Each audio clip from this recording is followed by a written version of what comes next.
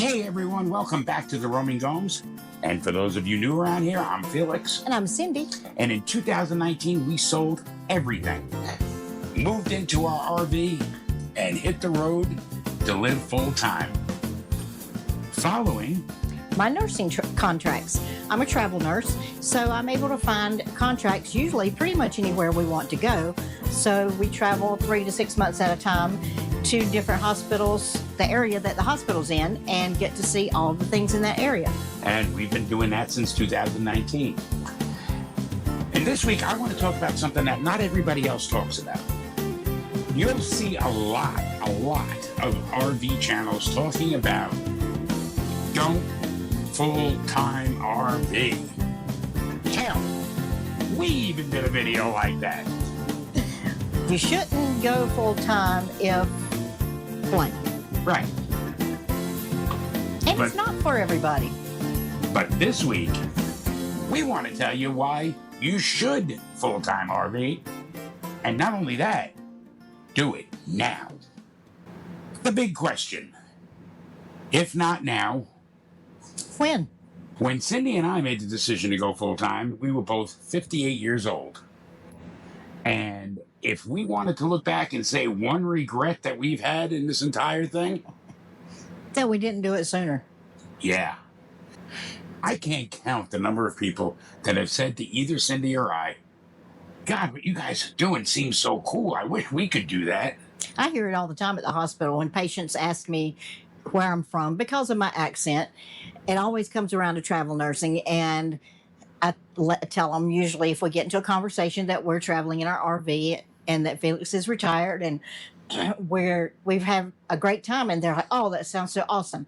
A lot of times people say we wanted to do that when we were younger, or we were thinking about doing that when we retire, or, there's a lot of people that would really love to travel the country, but they have given themselves some blocks or some boundaries for some reason of why they can't do it. And of course, right before they say that, they say, well, what the hell does he do all day?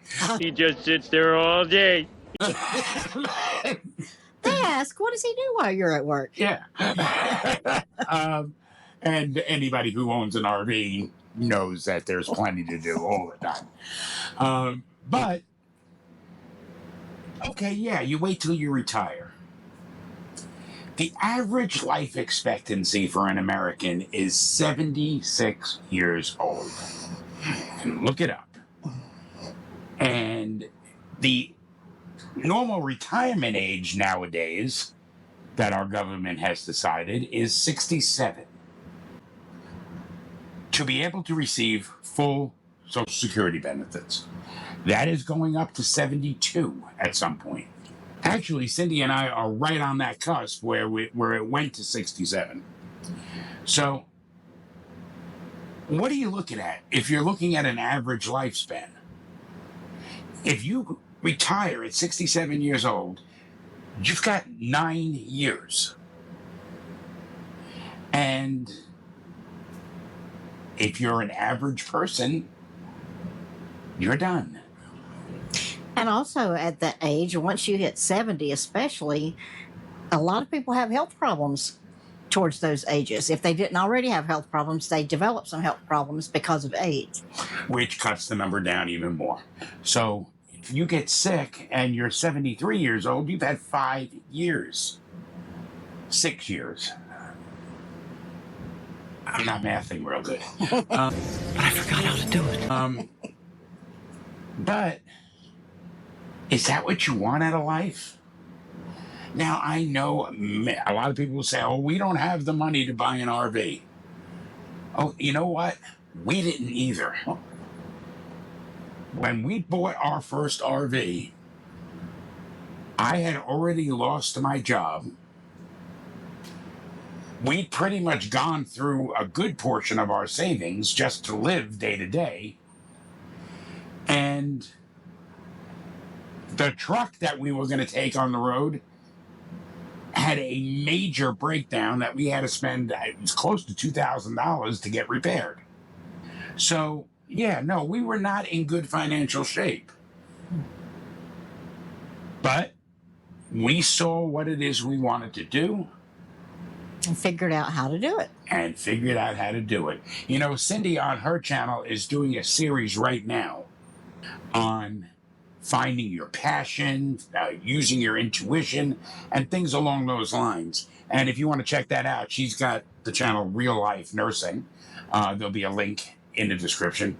But we had no choice. That was the way we looked at it. This is the decision we made, and this is the decision we were going to go with. And if you want to do something generally, if you want to do something badly enough, you can figure out a way to do it.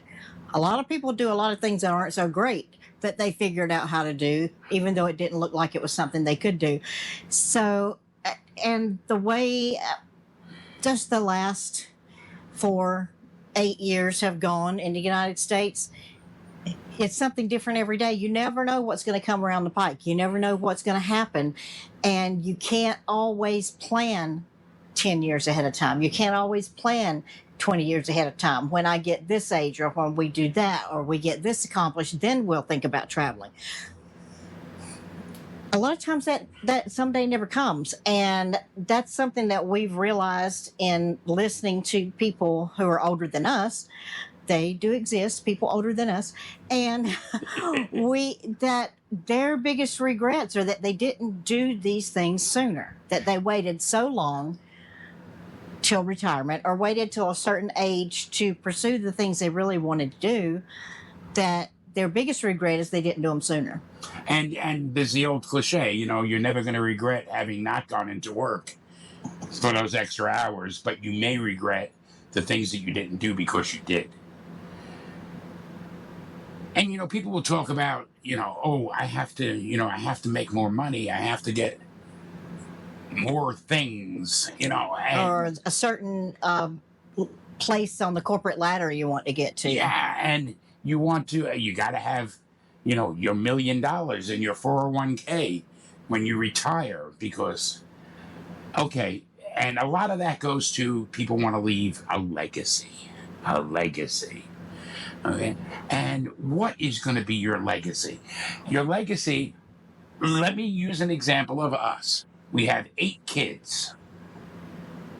Okay, so if we had $1 million that we got at our retirement, we're splitting that up amongst 8 kids. Each one's going to get a decent little amount of money, and they're going to blow through it. And it's not going to be $1 million because we're going to have to use some of that to actually be able to survive until we die. It's not going to be all that much, and they're going to blow through it, and there goes your legacy. All right? Or, conversely, you could leave them the legacy of know what you want and go get it. Live the life that you want to live now, and it will be an example to them that to find what it is they want to do, what kind of life they want to live, and go live it now. We can't live our life for the next generation, because they're going to live their own lives. And it's not our job to tell them how to live those lives. So, I mean, I haven't talked a lot about my past life on this channel, and I'm probably not going to, but I have a cubic ton of regret. And I've finally gotten to the point in my life where I'm not going to add to any of that regret. I don't want to, and I'm not going to. Don't be looking at yourself on your deathbed going, wow, I wish I'd insert thing here. Go out. Get the RV. You can figure it out. Don't go into it thinking that you're going to be saving a whole ton of money. it depends on how you choose to live the RV life. Exactly. But if that's what's going to make you happy, then do it. Just do it. Don't waste any more time making excuses. If you want to travel in an RV, if you want to travel in an airplane, if you want to go on a houseboat, if you want to live at the beach, if you want to have a cabin in the woods, whatever that thing is, just make it happen if that's something you truly want to do. Because you can. What are some things you regret that you haven't done? Let us know in the comments. And what are some things that you have planned to do in the future that maybe you can move it up till now? Again, let us know in the comments. And we'll see you next week.